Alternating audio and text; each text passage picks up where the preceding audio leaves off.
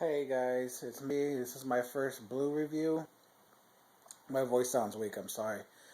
And I'm doing my review on The Walking Dead Season 4. And it's called 30 Days Without Accident or an Incident. Something like that. I'm not sure. But anyway, we start off in the episode. Carol's talking to Daryl and whatnot. And she says that all the zombies in a certain part of the prison is the zombies are gathering up in a certain part of the prison instead of them being scattered. And I'll get to that more later in this video. And then we see Rick and Carl. Looks like everything's calmed down between the both of them. If you remember the end of season 3, it was, Carl was like a mini governor. He gunned down somebody. He, was against Rick and what Rick was doing, and so on and so forth. So it looks like he calmed down a lot more this season.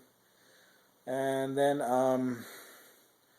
they're planning to go on a run. It's Michonne, Glenn, Daryl. Beth now has a boyfriend named Zach, and Zach's going on that run as well. And we met this one guy. He's a medical officer, and I forgot his name. I've only seen the episode once. And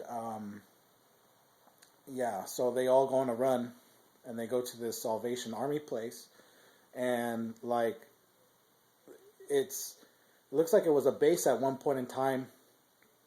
It looks like a helicopter crashed into it on top of that store or whatever, and so they go in, and everything's calm and cool. And that medical officer looks at a bottle of alcohol like he has a drinking problem. So it's kind of weird. I mean, it is the apocalypse. Why not drink, But anyway, he's looking at it. Looks like he wants to take it, but he puts it back. And it looks like it's very hard for him to put it back. So, I mean, that was it for the scene. But it's like, we'll see how that plays out later.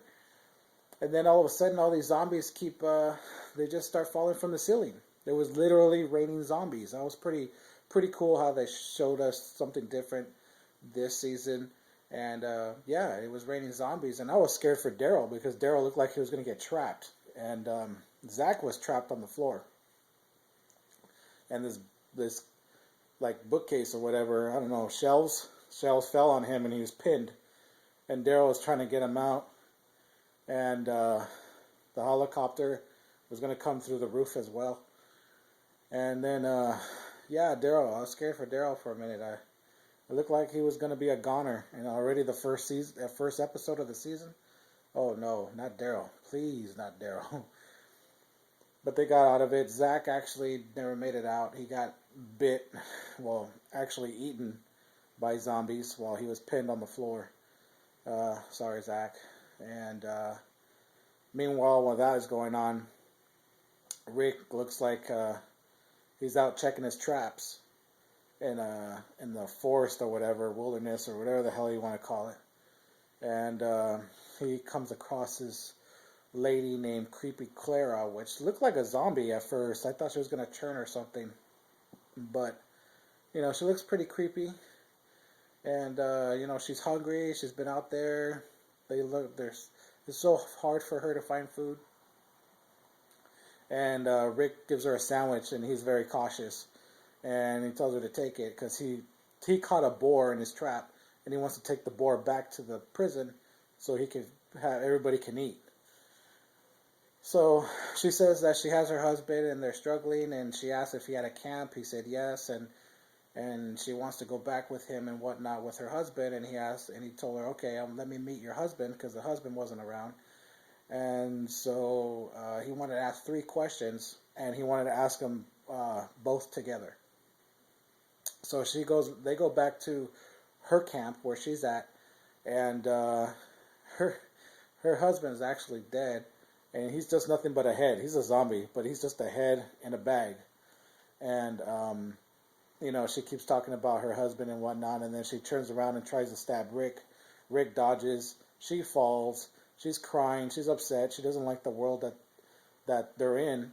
And, she says the things we do in the past we won't come back from, which basically sets the tone, I think, for this season.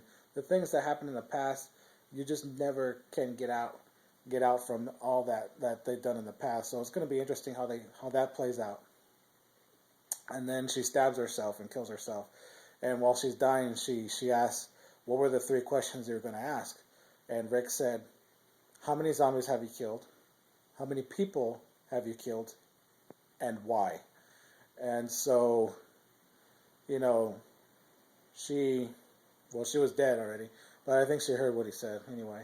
So everybody makes it back to the prison, and there's this thing called story time that Carol runs, and story time is pretty cool if you're a kid, because Carol pulls out a toolbox full of knives, and she shows kids how to defend themselves, I guess, against zombies. So she has all these knives and stuff. She's telling them stuff, and there's one kid that just walks out because his stomach can't take it, which his name is Patrick. And Patrick is the voice of Phineas from Phineas and Ferb, for all you kiddies out there that watch that show. And so, what else? Yeah, so he leaves because he says he feels sick. Carl snuck into the class to see what's going on and caught Carol telling these kids about defending themselves with the knives and stuff. And Carol saw Carl, and Carl kind of, just left the room. But she told Carl before he left, don't tell your father, because we all know Rick wouldn't go for that. And then, like I said, everybody made it back to the prison. So when Glenn saw Maggie, he was talking about how crazy it was out there. And then Maggie says, I'm not pregnant. And Glenn says, well, that's good news, because basically it is good news. He was almost dead. He almost died in that run, and what, that was the worst thing could happen. So it kind of is good news for him, but he doesn't want a kid right now in the world that they're in, because he doesn't want what happened to he doesn't want happen to him what happened to Rick. Rick lost Lori, and Lori had a baby, Judith. And, Glenn doesn't want that to happen. He doesn't want to lose Maggie. He doesn't want that. So I think for him, he still is looking over his shoulder with, really cautious and stuff. And Maggie just wants a normal life. She wants to have, just a normal life. Even though they're living in this crazy world, she just wants something normal. So then, after that, Patrick, back to Patrick, when he left, he's coughing up and down the halls, nasty ass, not covering his mouth. And, he's in the showers. He made it to the showers. And he turns on the water. He has it on himself. And then he collapses on the floor. And I guess he died, but he turned into a zombie. So there's a zombie in the prison, and everybody's asleep because it's nighttime already. And let's see where that goes in episode 2. And then at the end of the episode, we see somebody feeding a rat through the fence to the zombies in that area that I was talking about earlier, where the zombies are not scattered out. They're actually in groups now, pushing against the fence so the fence can collapse and the zombies can get in. And somebody's purposely feeding them for that to happen. So it's going to be very interesting. We don't know who it is. Could it be the governor? We haven't even seen him yet. I don't think so. He wouldn't tippy-toe around. He'll just shoot everybody at point-blank range. And it's going to be very interesting where it goes. As far as Patrick getting sick, in the very beginning of the episode, it looks like they're cooking. So maybe,